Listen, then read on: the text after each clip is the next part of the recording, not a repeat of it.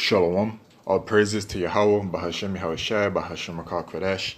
Double honors unto the apostles and elders of GMS, to the true leaders of Israel today, and salutations to the Akim that are doing this work in truth and sincerity, who are risking their lives and their freedoms to do so, as well as the scattered Israelites who come looking like the heathen but are not, by way of their forefathers' seeds who are Israelite men. The true name of the Most High is Yahweh, and his son's name is Yahushai, and the Lord's holy chosen people are the so-called Negroes, Latinos, and Native Americans, as were the ones who suffer under the curses in the book of Deuteronomy. This is your brother Akale from the GMS Jamaica Kingston camp, and this video is about the mark of the beast prophecy, which is the microchip. Alright, so hot topic, okay? And the hot topic is central bank digital currencies. Now, it's been a hot topic, truth be told, for, I'd say, the past 2 years. It's really, been a hot topic, but things are speeding up. And Esau, Edom, so-called white men, the rulers of this wicked kingdom today, they are starting to put it out there more and more. There has been developments where several countries have piloted the central bank digital currencies. Some countries have launched it, such as the Bahamas and Jamaica. Some others have developed it, such as the Eastern Caribbean islands the Caribbean, yeah. And that's the period of time that we're in. The Elder Apostle Tahar did a video earlier that the central bank digital currencies will come before the microchip. And yes, most certainly, of course, because the framework is being put in place, right? It's going to be leading towards that microchip, that digital payment, all right? In the prophecy of Revelation chapter 13 and verse 16, it says,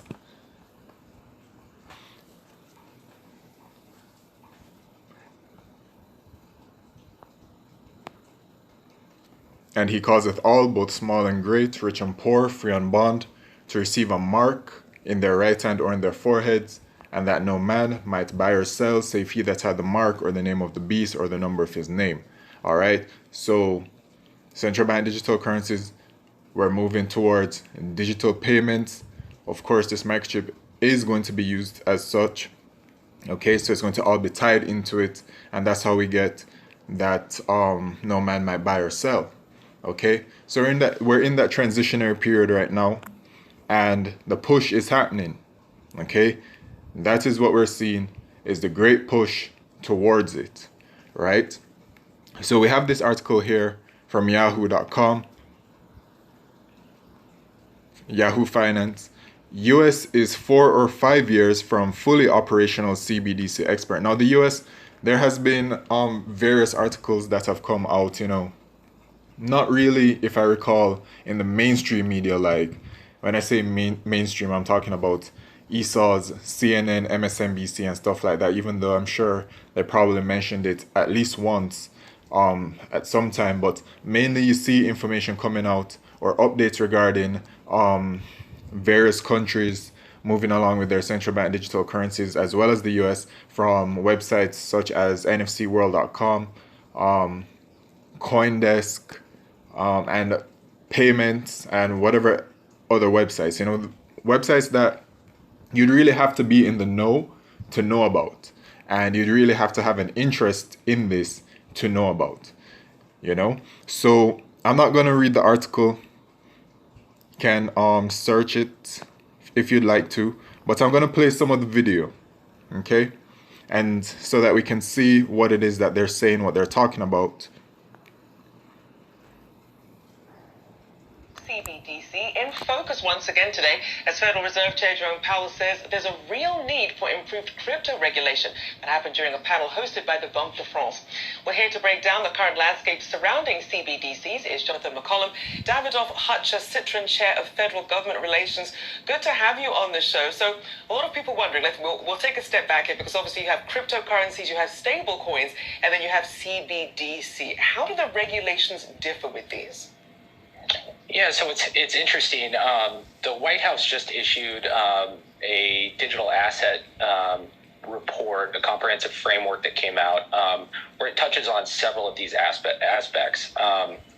the White House called on federal agencies to look into crypto assets, also explore central bank digital currency and the benefits and risks associated with those, and then also asks agencies to provide more clarity and guidance for cryptocurrency companies here in the U.S. As they move forward.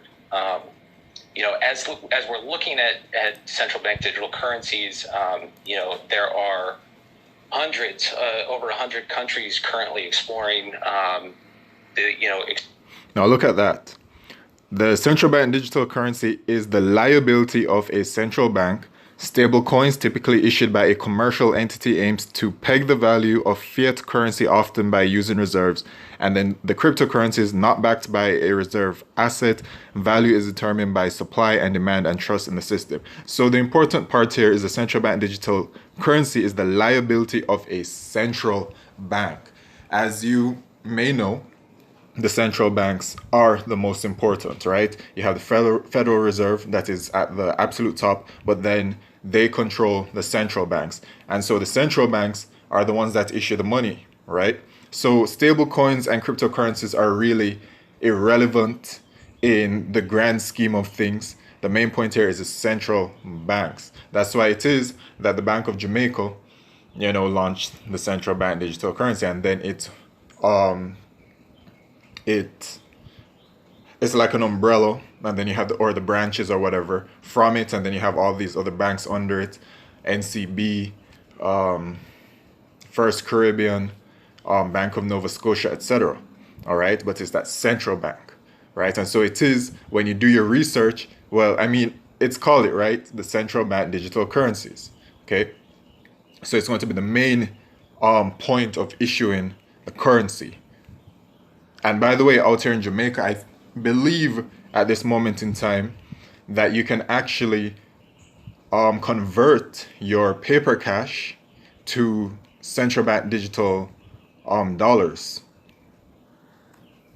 In the exploration phase of launching a CBDC, I think that there are a lot of reasons for the U.S. to get involved, to maintain its status as a global reserve currency and to promote American values as the CBDCs start to pop up more around the country. Because as we look at some of the countries leading the way when it comes to CBDCs, obviously China leading the way, how far behind, though, is the US in really getting that off? And as usual, Esau uses China, all right, to tap into the emotions of the American people, because how the American people feel about China and how China has been victimized, so to speak, just like all of the rest of the heathen by these Edomites, these so-called white people, all right, because China isn't actually at the forefront. China has been dealing with their digital yuan, but they haven't, to my knowledge, officially launched it the same way Jamaica has, for example. Okay? Off the ground. I think we're about 4 or 5 years away from being fully operational, but it's important to start now, and I think that the White House and Department of Treasury and the Federal Reserve are in that process. They're still conducting research and have further some further reports that they're looking at on design, implementation techniques, but I think that the U.S. will be moving forward here shortly. It's important for this to be an intermediate. So you heard what he said? He said that the U.S. will be moving forward. Let me replay that one more time, just in case my ears, For the Fed to do so. I know the Justice Department here in the U.S. is looking into that, the legalities, but I think it's important for kind of an all-of-government approach in order to move forward. A couple things that he touched on there with identity. Chairman Powell has... Oh, wait. This is a multi-agency. Okay. Anyway, I'm pretty sure I heard correctly. Yeah, man, they're moving forward, and that's the important thing, because what is it that we're seeing? We're seeing Esau Edom's NWO, New World Order, the wicked elite of Esau Edom. We know that, of course, they want to cull the population. They want to have a one-world government, a one-world currency, a one-world religion, all of these kinds of things. But peak of it all is the one world currency, and that's what it's moving towards with these central bank digital currencies. There's another important part, but let me see if I can get it. Let me just pause the video real quick. But I think that the U.S. Will be moving forward here shortly. And we know that Fed Chair Jerome Powell talked about the minimum criteria for a CBDC. The Fed has been tasked with some of this ongoing research that you were just mentioning. I want to have you take a listen to what he said about this criteria. If we were to pursue a CBDC, it would at a minimum have the following four characteristics. First is intermediated. Second is privacy protected. The third is identity verified. So it would not be anonymous. It would not be an anonymous bearer instrument. And fourth is transferable or interoperable. So we would be looking to balance privacy protection with identity verification, which has to be done, of course, verification, which has to be done, of course, in today's traditional banking system. Yeah, identity verification, which digital identification as well is a part of the system moving forward, and it's going to be merged together as one, and it's all just going to be stored on that microchip. It's going to be that all for one use. Okay, and that's why we see the like out here in Jamaica, the national identification system being pushed very heavily. All right, but overall, the time is short. They said 4 to 5 years for them to really get pushed through with it, but they said they're doing it regardless, right? And if 4 to 5 years is something that scares you, you should really, it's all about the long haul, first of all. But second of all, Yahweh Shemishai, well, really, first of all, Yahweh Shemishai is in control. Okay, so with Yahweh Shemishai being in control, as it says in the book of Romans, that our salvation is nearer than when we believed.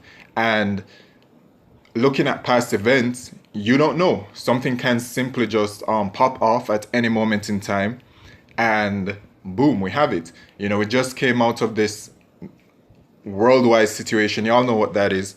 And you see the effects of it, how certain things have broken down, how the cash has been affected, and how it has expedited the process towards moving towards this microchip. You've seen how certain things in regards to food supply chain has been hit, and all these kinds of things. So it really is a build-up leading towards all of these prophecies for those with eyes to see and ears to hear. Overall, that's really what it is. Of course, in Revelation chapter 14, verse 9 to 10, it talks about the judgment for you Israelites that take the microchip. We know that in that hour of temptation that will be coming, which will be a test of your faith, in Revelation chapter 3 and verse 10. We know about further judgment for those that do take it in Revelation chapter 16 and verse 2. That's grievous sore. All right, so a lot of judgment is coming, and we also know that some of us will be beheaded for refusing Esau's technology, Salakio. And that is in Revelation chapter 20 and verse 4, I believe. So, the time is coming up, and what do? Continue to have faith in Yahweh Shemishai, man. That's all you can do, and hope and pray for shorter days. The scripture does say, though, that the days shall be shortened for the sake of the elect. So just hanging tight. The time is short. So with that, I'd like to say all praises, glory, and honor to Yahweh Shemishai Bashim Kodesh. Wa abad babal shalom.